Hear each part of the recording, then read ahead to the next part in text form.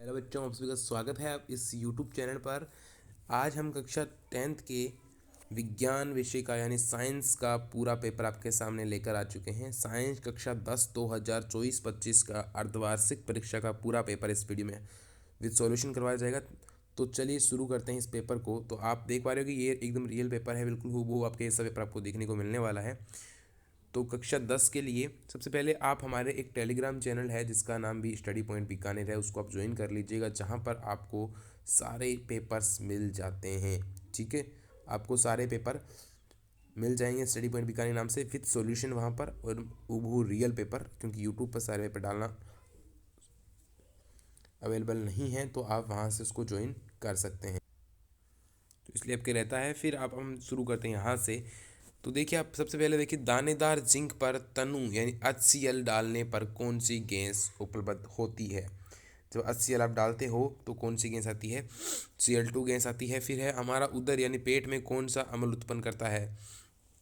तो HCl अम्ल उत्पन्न करता है। हाइड्रोक्लोरिक अम्ल यानी उदर यानी पेट होता है। ठीक है, तो ये थोड़ा पेपर रहेगा आपके।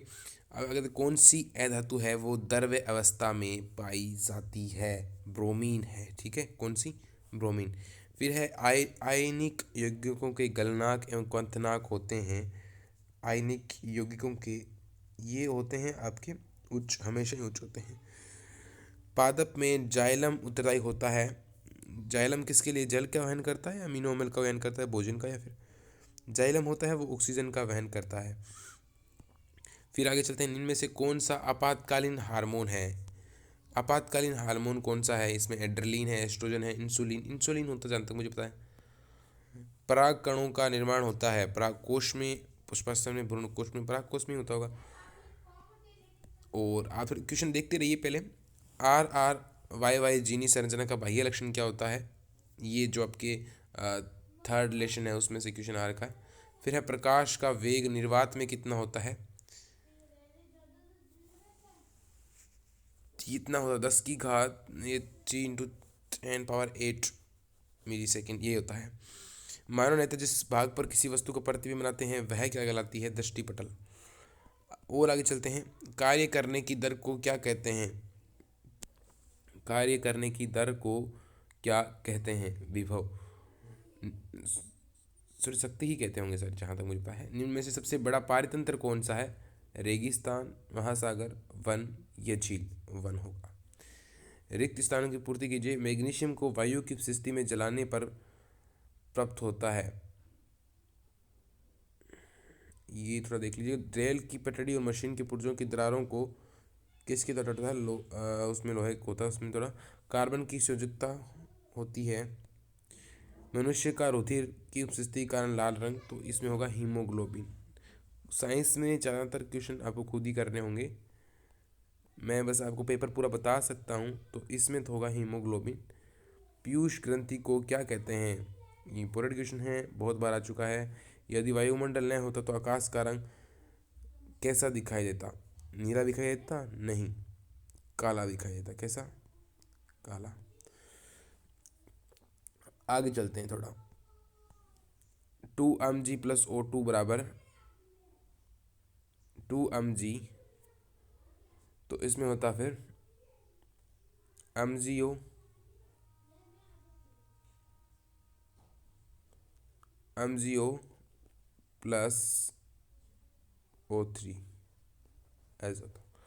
उपयुक्त समय में पूर्ण कीजिए। सल्फाइड ऐशों को वायु की स्थिति में जला गर्म करने को कहते हैं, क्या कहते हैं? वो चेक करना। एल्किन श्रेणी का सामान्य सूत्र लिखना है। मीथेन की इलेक्ट्रॉन बिंदु संरचना को चित्रित कीजिए। फिर है आयोडीन की कमी से होने वाले रोग का नाम आप लोगों को बताना है। आयोडीन की कमी से वो होता है आपके घेंगा रोग यानी गलगंठा रोग या घेंगा रोग। ठीक है, DNA का पूरा नाम लिखिए, जानते हो आप, जिससे पता चलता है कि ये इसके पिता है या माता या इसका बच्चा है नहीं वो। दर्पण सूत्र क्या होता है? 1v + 1/1u बराबर 1u, है ना। निकट दृष्टि दोष निवारण के लिए किस लेंस का प्रयोग किया जाएगा? निकट दृष्टि दोष के लिए अवतल लेंस का प्रयोग किया जाएगा। किसका? अवतल लेंस का। प्रतिरोध का मात्रक लिखिए। मानव नेत्र का कौन सा भाग नेत्रदान में दिया जा सकता है? कोर्निया, है ना। पारितंत्र के अजैव घटक का एक उदाहरण दीजिए। ओजोन परत को हानि पहुंचाने वाले रसायन का नाम लिखिए। असोफोर भी है, बहुत सारी हैं, ठीक है, सल्फर, क्लोरीन वगैरह। उदासीनीकरण अभिक्रिया को समझाइए, जिसमें ना तो ऊर्जा उदासीन यानी जो ना तो अम्लीय होती है, वो अलग अलग तरीके की होती है।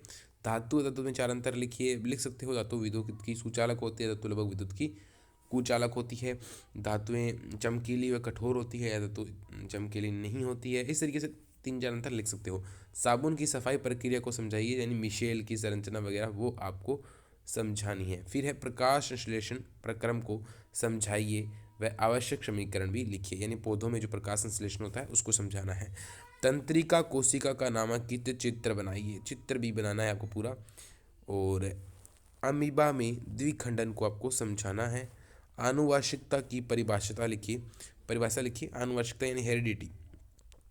आनुवांशिकता यानी जो लक्षण हमें अपने माता पिता से मिलते हैं उन्हें आनुवांशिकता कहते हैं। उत्तल व अवतल दर्पण में मुख्य अंतर क्या होता है वो भी आपको लिखना है, कि इसमें बड़ा दिखाई देता है, इसमें छोटा दिखाई देता है, इसमें पार्श्व पर पाया जाता है, इसमें पार्श्व परिवर्तन नहीं पाया जाता है। ऐसे किसी चालक का प्रतिरोध किन कारकों पर निर्भर करता है, ये भी लिखना है। अम्लीय वर्षा क्या है समझाइए, मोस्ट इंपॉर्टेंट क्वेश्चन है, कई बार आ चुका है। अम्लीय वर्षा यानी ऐसी वर्षा जिसमें वो गैसें आती है, जहरीली गैसें वगैरह, जिससे ताजमहल का क्षरण हो रहा है। संक्षारण क्या होता है, विकृत ग्रंथिता क्या होती है, अथवा आपको संयोजन अभिक्रिया वियोजन, संयोजन में जिसमें जुड़ेंगे पदार्थ, वियोजन में जिसमें पदार्थ निकलेंगे। बीजाणु समासंग को उदाहरण देकर समझाइए। फिर और आगे चलते हैं। पुष्प की अनुदैर्ध्य काट का नामांकित चित्र बनाइए और उसकी संरचना का वर्णन करो। प्रतिबिंब से क्या तात्पर्य है, आभासी व वास्तविक प्रतिबिंब अंतर स्पष्ट कीजिए। ये आभासी का बनता है, समतल दर्पण से बनता है, ठीक है। परावर्तन और अपवर्तन में मुख्य 3 अंतर लिखिए। बिल्कुल सिंपल क्वेश्चन है। श्रेणी क्रम से जुड़े 3 प्रतिरोधकों के संयोजन सूत्र को व्युत्पन्न कीजिए। विद्युत धारा के ताप्य प्रभाव को समझाइए व ताप्य प्रभाव के 2 उपयोग लिखिए।